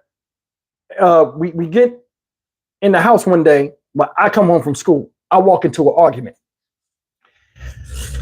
My granddad going off. And when he goes off, this is when you know he going ballistic. Because he'll keep saying, God damn it. God damn it. He'll keep saying that. He ready to hit them. I'm like, yo, what happened? So I go in there, and when he go off, my grandma just be sitting on the they say cats and dogs act differently, and the cat just be sitting there. You ever see the TV shorts, the YouTube shorts, where the dog be running all stupid and shit, and then the cat be just sitting there looking at him? That's how my grandma used to be. My granddad be going off. He'd be moving his hands and going all by her and moving, talking and showing expression, and she would just sit there. She wouldn't even look at it. Then right at the end, when he'd stop, it'd be one word to trigger, and she'll say, well, at least I didn't. And he'll come right back. I'm like, and then she'll look at me and wink. I said, yo, my grandma ain't shit. But check it out, right? My grandma, what the argument was about was my grandmom's car, the engine went. My granddad gave her the money, and some of the money she was supposed to put up, all the money she was supposed to put up, we would have enough for a new car for her. What happened was she was playing the lottery tickets and taking it out of the new car fund, and she got busted. Thank you, Poochie. And she got busted. So now it's like $1,000 short. He don't get paid till next week. And the money that's in there, he not going to touch it because he need another $1,000. So now he like, you're playing these stupid ass lottery tickets. Now it's late. Now I come in the house like 4 o'clock. The New Jersey lottery is on. Now I remember this very distinctly, guys, because this is the time the lottery was like $20 million. In the 80s, early 90s, the lottery didn't go that high. You know, that was like that's like when it was $1 billion. Remember, in your city or town, it'd be $1 billion and everybody just start playing it. It was like that. Buddy, my grandma, she couldn't resist. She had to go for broke. She put the whole 800 on that shit. Like, give me 800 tickets. As this happened, my granddad goes in the back porch. He slams the door. Boom. Well, a couple of hours go by. My grandmom comes down the steps. And when she comes down the steps from upstairs, she must have been watching the lottery upstairs. She come down the steps just like this. I said, Mom, what's wrong with you? She walked right over me. I was sitting on the ground. You know, you sit on the ground, watch TV. She stepped right over me. I'm thinking she's going to hit him. She said, John, here's your $800 right here. I said, we hit the lottery? She hit 5 of the 6 numbers in the pick 6. She hit 5 of the 6 numbers that one time. That only happened once. And it was like thousands of dollars she hit for. But what happened because it was like publicized all week how big the lottery was, nobody else hit anything, but she hit those 5 numbers. So they gave her the money, and then it was like a prize after it of like she got to go to Atlantic City or I can't remember. It was near a beach, Wildwood or something. And they was doing another draw in the next week, and she would be there with TV cameras and everything, her and 4 other people, because she wasn't the only person that hit. Because I remember when she got paid, it was only like $4 or $5 grand, $4,500. That was a lot back then, but it was split between a bunch of people, because when we went there, it was like 5 or 10 people that hit. So we go there and we're sitting there and they do the live drawing and you see the numbers. Now we didn't hit anything, but what was funny is when she showed him the ticket, my granddad was like, what? And she was like, this ain't nothing but Jehovah. So this my granddad. Yeah, we buy the car. Comes to find out, there's $800 left. John Wash want to put it back in the fund that he just took the money out of. Because I mean, they spent money on us, my brothers and stuff. So now, instead of all that money being gone, it's $800 to start again and build back up in case something happened with the car. You know, the emergency fund money. Bunny goes and plays the lottery again and tells him she put it in there. Bunny, wait. So it's Saturday night, and I remember because I was just getting into college football when I was young, and like Notre Dame was playing somebody. And he like, where the money at? What? She lied. I gave it. I think I put it in the contribution box at the Kingdom Hall. He like, what? Now the money's in there. You can't go and get it out of there, right? Because it's for Jehovah. You can't get it. You can't take it for Jehovah. The next day, we getting up. I'm not thinking about it. My great when she says that to him, he just stares at her with his tongue. He like, and then just went and sat on the back porch. I didn't hear nothing about it. We get in the church the next day. He like sit in the back. So when we sit in the back, when you first come into the church, it was like you come in, it'd be the coat rack part, and then you'll go through this little partition part, then it will open up in this big room, and right next to the thing would be this partition where it was like a square box, and like you would put contributions and stuff in there. Bunny said she put it in there, right? Bunny's lying though. John Wash think the money in there. So now that's the dilemma. Bunny know he can't get that money out, and he can't ask for that money. He said it was in a white envelope. I don't know that she said all this. He like, Stevie, look in there, act like you put something in there. Tell me if you see a white envelope. Because a lot of times people didn't put nothing. I said, it's a big white envelope in there. When I said a big white envelope, he must have thought it was the money. He was like, all I heard was him go, all right, Stevie, go sit down. Go sit down. They have usually kids that come in and hold the mic and like go around when they do the Watchtower Q&A. John Wash volunteers He got the mic. They stand by the contribution box. John West was back there by the box.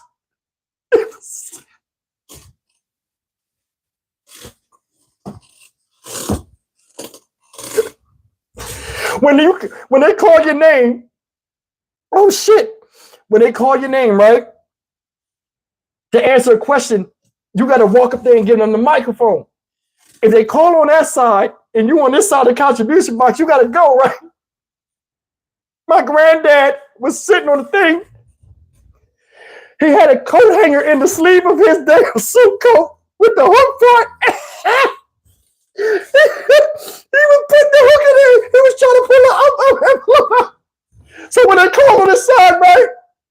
He was sitting back there. He was just doing like this. They're calling his name, Brother Washington. They're trying to steal from the collection box, right? Everybody looked back. The one kid came over. He don't know my granddad. He's like 12 years old. I never his last name was Ryan. He walked over my granddad. He thought his shirt was stuck because he was about to put it. My granddad grabbed his arm and was like and started making him go to the other side to get a microphone. He couldn't get it out at the end of the service. We got in the car. He sat down and he was like, looking around, and he started pulling out the wire. Like the coat hanger, the wire coat, and he had a hook part. He had the hook in his hand, and he was like sliding it down, but he was leaning on the thing like, ah. My grandma was like, that's a damn shame, Johnny. You doing that. You're stealing for Jehovah. Now, he's supposed to be holier than thou in church. Now, we ain't in church. We in the parking lot, but he's not in church. This him. Nobody told you to give Jehovah that damn much. He don't even need money. And he just drove off. Next time, I'm handling the money. Giving it to damn Jehovah. He got the Federal Street and turned like, skirt. We went home. We get home. I said, Mom, why did you give all that money to the church? You never gave money to church. She was smoking. She said, that money right here. It was in the bra. I said, what you gonna do? She was like, you know. And she started laughing. I laughed too, like, I know, yeah. Damn. But yeah, man, that's the stories, man. John Moss is crazy. He ain't give a damn, yo. He didn't care. Those are your stories, guys. Did you like them? I'm gonna stay on here. I'm gonna stay on here for about 5 minutes and talk to y'all. Is that okay? Any questions? I don't know why I'm hot tonight. Well, I know why, because it's 105 degrees outside. I'm a walker. I like walking places. And it's a gas station across the street. I went and bought a case of Mountain Dews and it heat, and I ain't cooled off yet. But yeah, man. What's going on? Man, it's like so many of y'all. It's like, you know what's funny about doing this? I know your names. I don't know you personally, but I know your names. It's like I know you as people. Like Chris Ford, I know Chris Ford always gonna comment and say something crazy. Who else we got? Scorpio Lady in here. Cash App. I got a Cash App. It's $ Stock Market Steve 88. I usually put my Cash App up when I'm going on a trip. And the reason why the Cash App is up, like when I'm doing a meet and greet, I'll put the Cash App up because a lot of people in the community will help me, not spend my money to get the ticket, or they just want to help out and make it, and enjoy it. Because me, I take the money from the Cash App. What I do is I try to get like an event area that's safe for people, because I'm going to a place I don't know where it's at, and I try to find something where it's easy access. It's a public space. It's going to be security there. That's what my Cash App is for. Because I'm going to Vegas next month. I was supposed to go last week, but I'm going to go next month. It's going to be off the hook. When I come down there, shit. Stock Market Steve, live and uncut. Come on. It's going to be wild. And I'm going to be in my element. Vegas, be nice. You'll really get the stories then. What else we got? Somebody left. When are you going to see the 5 cops go to? Well, I text somebody. Somebody texted me about that yesterday. I think it's man, I got to dig in my phone. I think it's like in the team. I think it's in the team. Like 2 or 3 weeks they're supposed to go and do that. But when the trial starts, what I'm going to do, I can't stay down the whole time for the trial, but I will be there to get close up on these guys and let you see what they are. I'll go down there for like 3 or 4 days and I'll cover each person. unless they get tried as a group. I didn't mean to burp. That was disgusting. I didn't know it was going to come out. Shit, I'm like a pig. But yeah, I definitely, I mean, I want to see them in relative scale to me. Like, I mean, I'm 5'10". I'm going to see how, you know, how big they are. It's Stock Market Steve $88 something. Yeah, you just got to, it's all one word though. Stock Market Steve 88. I remember the first time I got my first Cash App, right? Because I didn't know nothing about technology. They was like, yo, just make a Cash App. Like, because I was learning from people on here. Like, yo, just make a Cash App. That shit said ching ching. I said, what the hell is that dollar sign? It was $1. It was $1 in my Cash App. I could have swore I had 1,000 subscribers. You couldn't tell me shit. I had 13 subscribers. I'm gonna tell you something though. I learned about YouTube. Now we probably at 40,000 subscribers. I don't even know. When we got to 38,000, it started to slow down because the story started to slow down. And it's crazy how like when you start getting up and your subscribers get so much, it's like you can't even keep up with it no more. You know what I mean? It's like I don't even know where we at. Like in subscribe, I didn't have a chance to look, and I watch my numbers all of the time. You know, that's why like a lot of times I answer your comments right away, and if I see your comment and I hit you with a thumbs up, that means I saw your comment. What else we got? Is there a regular time for storytelling? Yeah, it's Friday night at 7.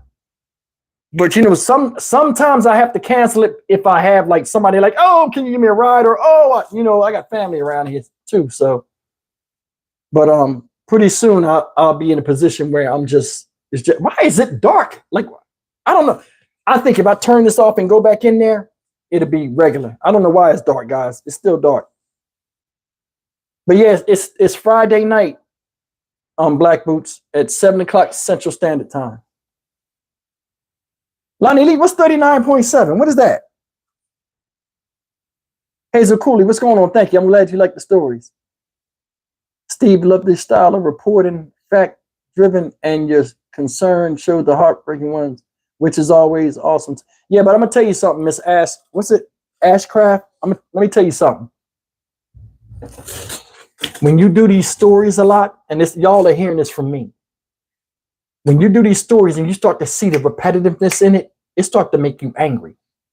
Because you're like, damn, why people gotta keep doing this? And you know you can't change the world. Like there's a story I'm gonna do tomorrow where a guy tried to get a woman not to testify. This dude put a dog collar on her or a cat collar or some electric collar. He threw her in a tub and was like, I'll kill you right now. Then he beat her in the head and assaulted her. Like what kind of, my thing is this, if you're not gonna kill something, no, I don't want to say that. Somebody might listen to that and do it. Why would you do that to somebody and just be around them after that? The psychological, you can't never go back. It's like if somebody cheats on you, right? You can never go back to the same thing. So it's like the same thing if somebody hurts you. Like you can't never, you know what I'm saying? It's like, why would you do that? And then like, you know, they're going to tell on you. Why would you, you know what I'm talking about. Oh, Chris Ford, Steve, I cannot drive and listen to your stories. I have hit my garage. Geico is a good insurance company. You might want to look them up.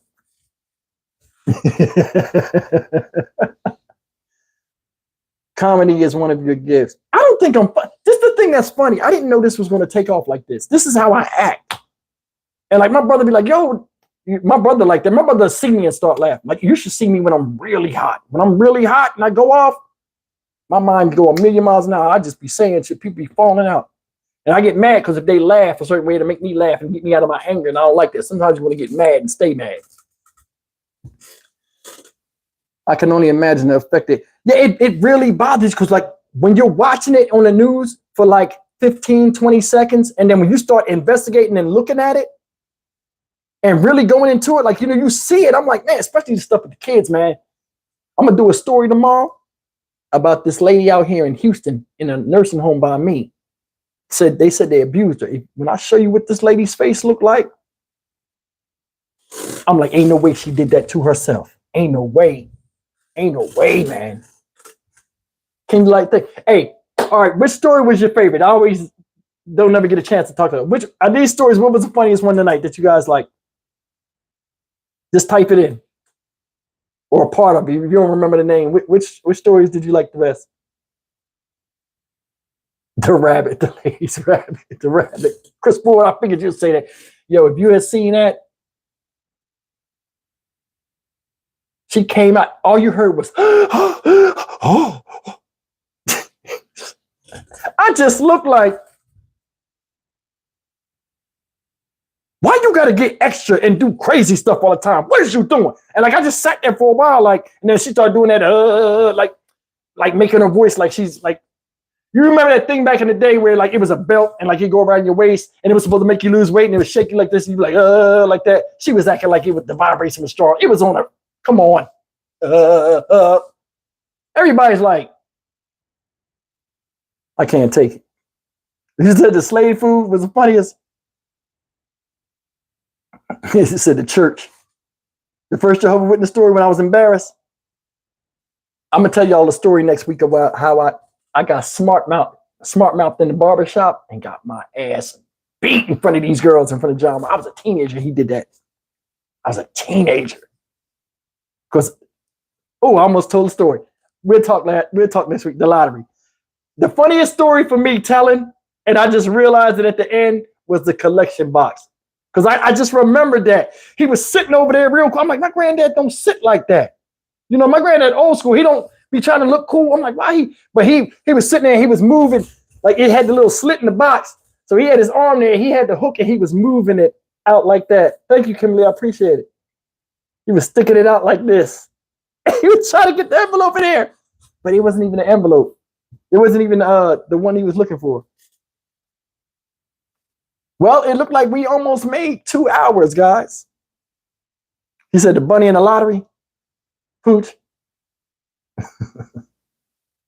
Keep up the awesome work.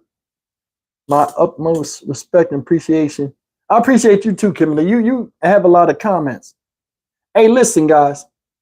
I'm going to tell you something. If you contact me in my email and you want to start a business, or if you want to grow your YouTube channel, I can help you with that. Now, a lot of people don't offer this service. They always want to charge you for it. But I mean, I know what works for me and I know what it works for you from a business aspect. If you are trying to do something like I'm doing, it's very easy to do, but it takes a lot of time and practice. For me to get to 40,000 subscribers, it's not like you just get a story and then people just join. It takes work. I've been doing this almost a year. Every day, doing videos, researching, doing stock market stuff. This was a stock market channel at first. Then it flipped to this. So I mean, I can help any of you guys get on your feet if you want. Just contact me and leave me your information, your channel link, and I'll help you. You know what I mean? This is nothing. You know what I'm saying? I mean, a lot of y'all, and I'm gonna tell you, it's an honor doing this because a lot of you guys say, hey, Steve, every morning I get up, I look for your video, or I'll see your video at night, and I'm like, I gotta watch it in the morning on the way to work.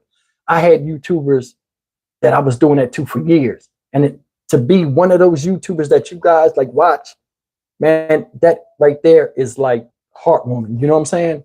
I mean, and it's all respect, because I never thought in a million years I would run a business. And this right here is a big achievement for me too, to where people actually care about my boring life. You know what I mean? And like people really look at me or look to me to, yeah, I do sleep. They look to me, you know, to hear my opinion on things. And that's cool, because I never thought the channel would be this. I thought I would just be giving helpful hints about the stock market and how to get on your feet and how to build wealth. And, you know what I'm saying? You never know what your channel will be. Like me, I listen to criticism. I listen to what the people, this channel go the way y'all want it to go. You know what I mean? Y'all want to talk about Olympics. We talk about, we ain't gonna do that now. But you know what I'm talking about. But listen, guys, I'm gonna get off of here. Somebody said, do I sleep? I didn't sleep at all last night. I've been up all night and I have to go to bed. Well, not now. I gotta eat something, make me tired, but yeah, I've been up. You know what I mean? I've been going through something last night, and then today I broke daylight and just ran with it, did my job and came back. But I will see you tomorrow. The videos don't stop. We'll get back to where we are. We made an hour and 49 minutes. Made good time. I'm glad you guys got your money worth. As always, like, comment, share, and subscribe. I appreciate you guys. Everybody that contributed. Hey, remember, I got the Met. Thank you, Nubian Queen. I got the subscription memberships. You guys can join those. Like those are the people that you see up here with the blue stars and stuff. My moderators, those are the people that have the subscription. They're all different prices. You guys find out that they're really good, and there are a lot of perks that you guys might like.